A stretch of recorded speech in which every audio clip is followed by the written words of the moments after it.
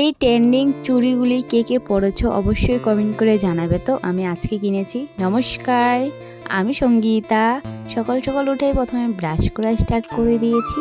তারপরে হলো রান্নাঘরে গিয়েছিলাম। আমার মা বানাচ্ছে এখানে ফুলকো ফুলকো রুটি, যেটা আমাদের ঘরে রেগুলার হয় রুটিটা।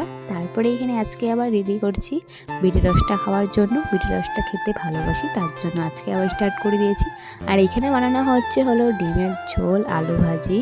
আর এখানে আমি ডিমটা মামলেট করে খাবো, তার জন্য রেডি করছি। সব পেঁয়াজ লঙ্কা সব দিয়ে সুন্দর করে ভেজে নিয়েছি। রান্না কমপ্লিট করার পরে সুন্দর করে ঘরটা মুছে নিয়েছি। দেখতেই পাচ্ছ আমার ঘর মোছা কমপ্লিট। তারপরে এসে পড়েছি আমার দিদির ঘরে, ঘুরতে চলে এসে পড়েছি। দেখতেই পাচ্ছ ওদের দিদিদের ঘরের ছাদটা।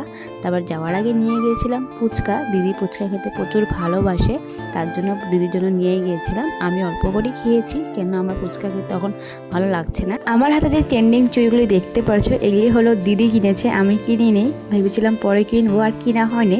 দিদির চুড়িগুলি তোমার সাথে শেয়ার করলাম, খুব সুন্দর হয়েছে, তোমরা দেখেছো।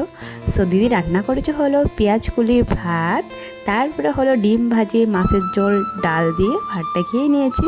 সো বাই, দেখা হচ্ছে নেক্সট ভিডিও।